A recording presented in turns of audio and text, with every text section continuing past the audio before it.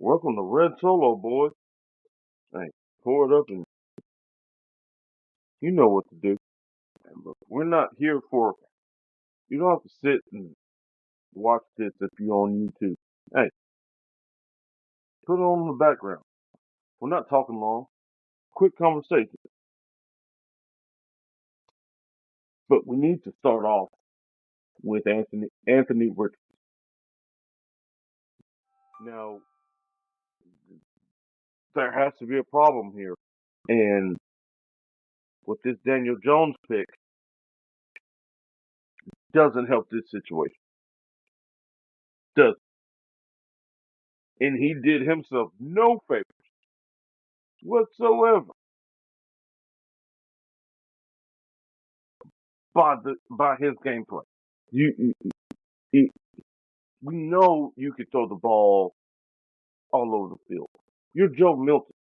Joe Milton throws the ball 70 yards. But what if we need a 10-yard out route? Joe Milton throws the ball 70 yards. What if we have a 15-yard slant? Joe Milton throws the ball 70 yards. So he's in that territory.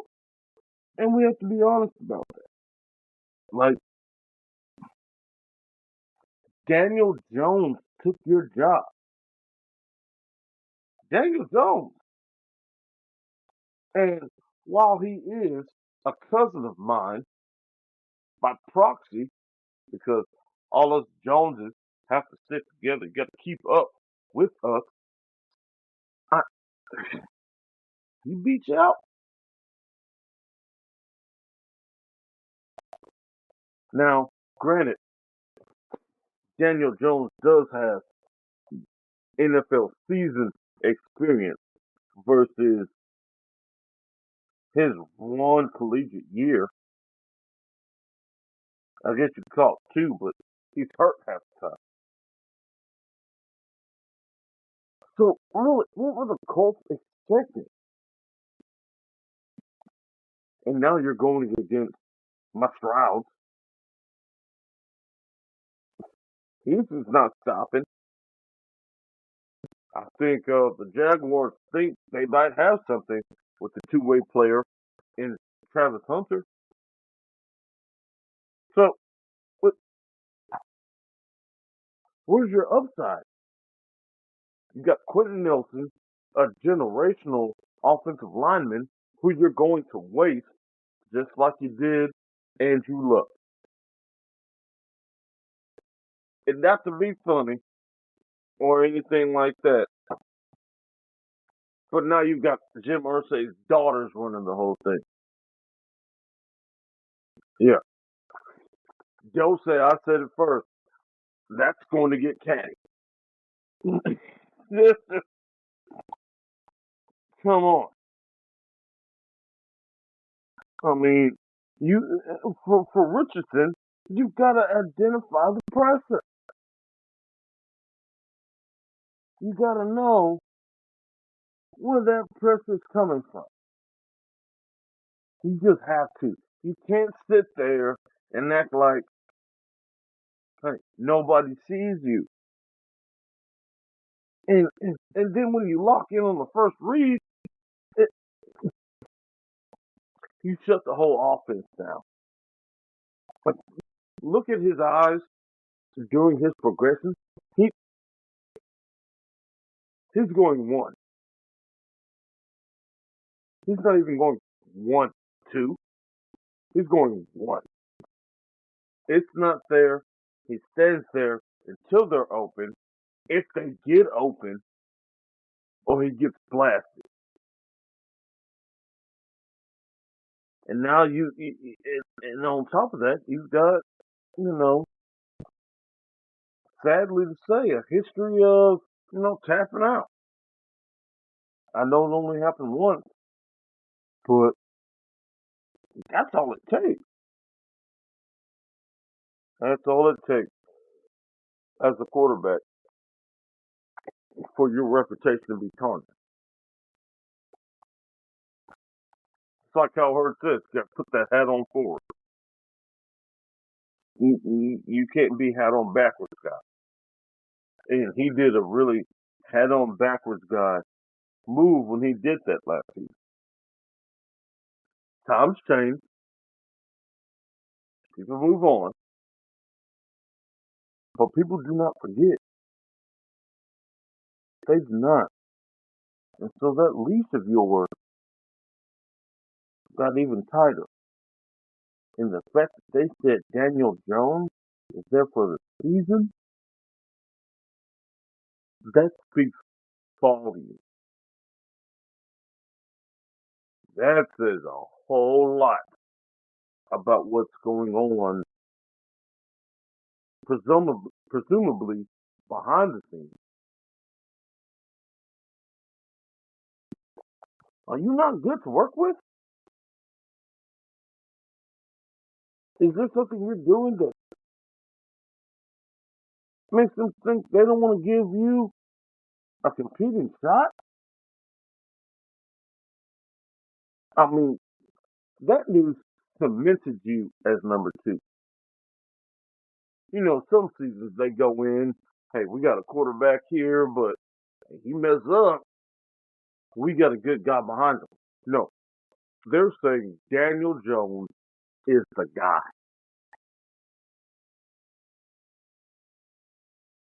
The guy. Now, that's fixed. That's fixed. You didn't throw away all your draft capital, capital,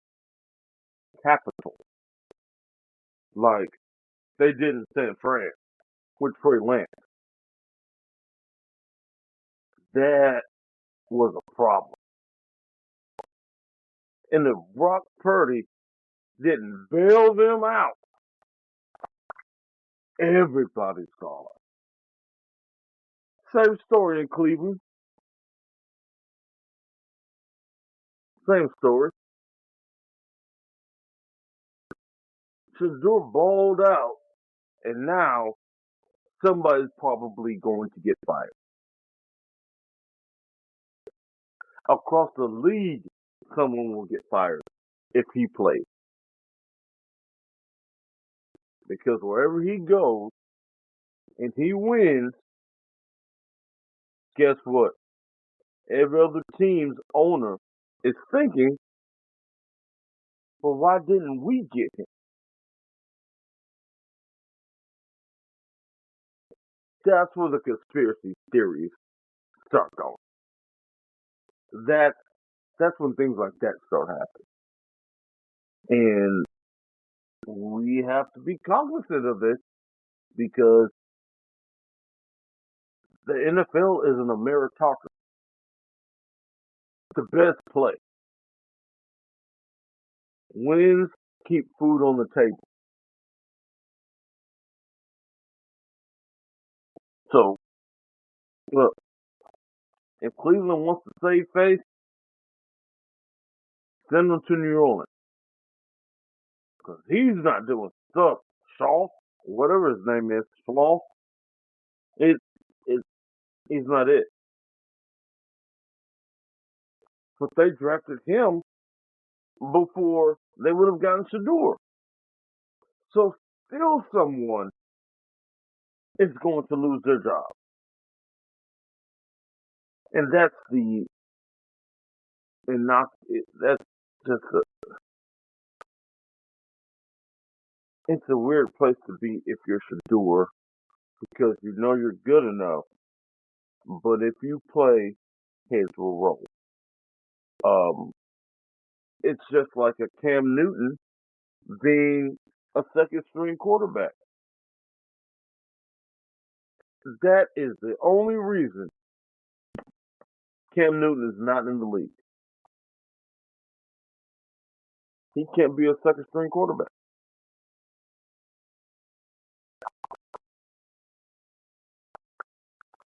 And Shador can't be put on your roster without all of the 31 GMs getting a look from their owner. If Shador flourishes, people get fired because they're like, why didn't we get him? That's the problem. So he has an uphill battle, and he's hopefully he gets with an organization that can weather that storm. But how many of them are there? How many are out there?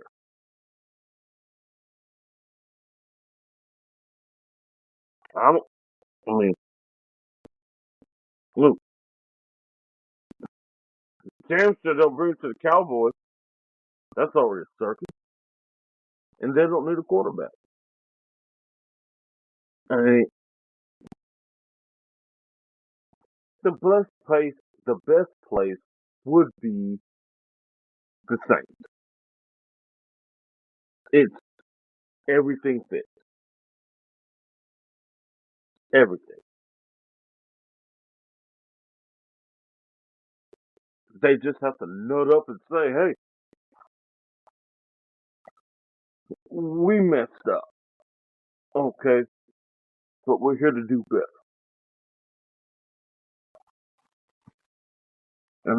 And you know what? That takes balls, and that takes, hey, I I might lose my job over saying this, but if you can weather that storm, good things will come. Let's not forget, Shador is on the lowest of quarterback salary. Lowest. You can put pieces upon pieces upon pieces around him before you gotta pay him.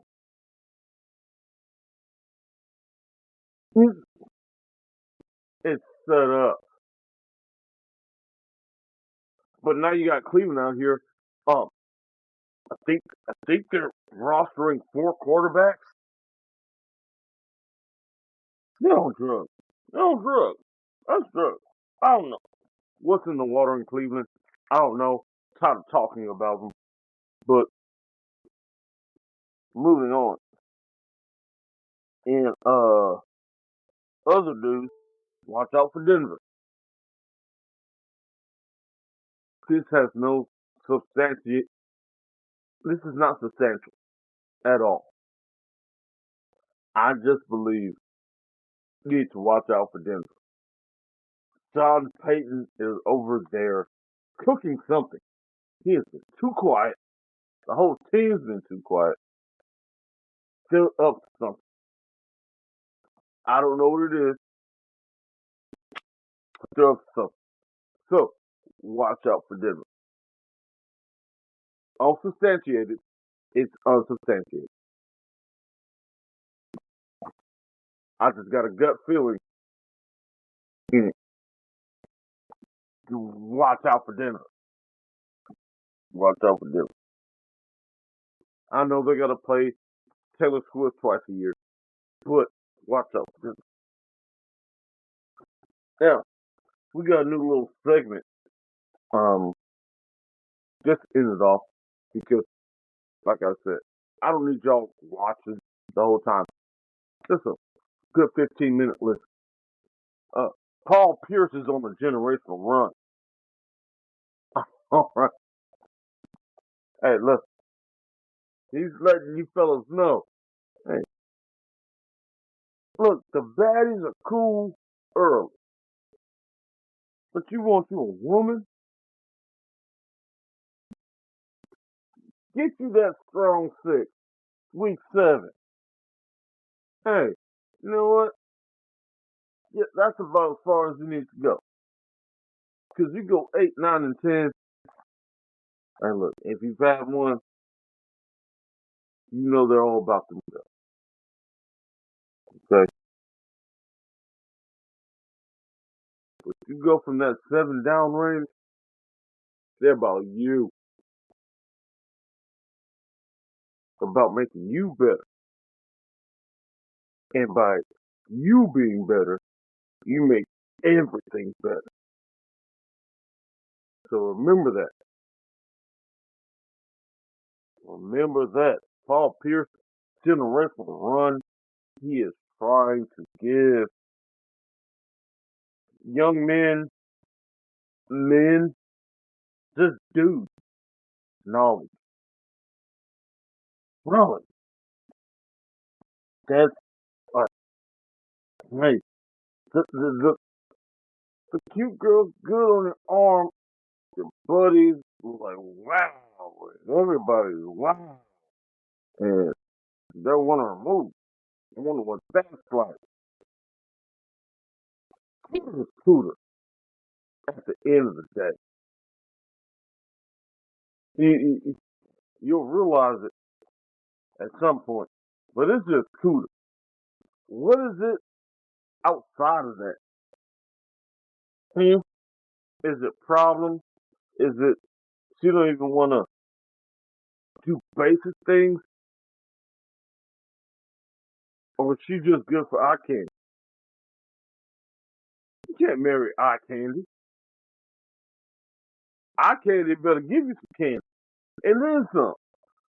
But eye candy don't want to do that because eye candy's about her because she knows how good she looks. And I feel kind of feel bad for them because they can't help how they look. And with the way they're treated, their attitudes won't change. And ain't nobody got time to retrain that. That's a let me get it and go. I'm gonna just get it and go. To give me the green light, I'm gonna get it and I'm gonna go. And then I'm gonna go take care of my seven. Okay, I'm gonna make sure my seven is okay. I'm gonna make sure my seven is good. Okay? I want to know in the morning if my seven had a good night. Because your seven is going to text you good morning as soon as she wakes up.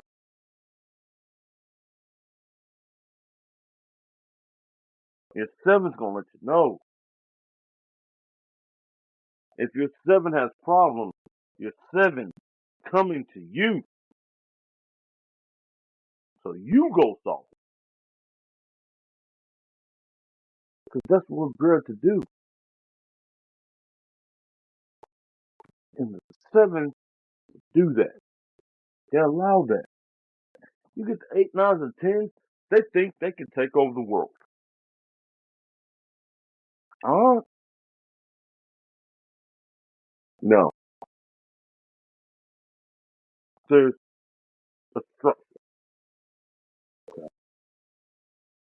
And the seven, they work within it. Okay? And well, I hope anybody listening, hey, look, that's it. The jobs are cool. They're fun. But you know, and I know behind the scenes, the freaking headache. The headache. Wise up, fellas. Wise up, fellas. Get, hey, look. You can have your little baddie on the side, but hey, you want to cuff someone? Cuff that seven that gives a damn about you. Okay, that's about you. That's what you need to do. All right. Well, that's our 20 minutes. Uh, in other news, Texas, let's go, boys. Let's go. Look, this is do or die. We have to pay CJ Stroud an enormous amount of money next year. So let's just get it. Let's get it this year. Okay? The AFC South is in shambles. You know the Colts don't know what they're doing. And Jaguars Trevor Lawrence is a bust. I'll say it. You paid him all that money. He's not good. It just it's not that good. Not that good. All right. So this is Red Solo Sports. Pull it up and drink it up. Stay safe.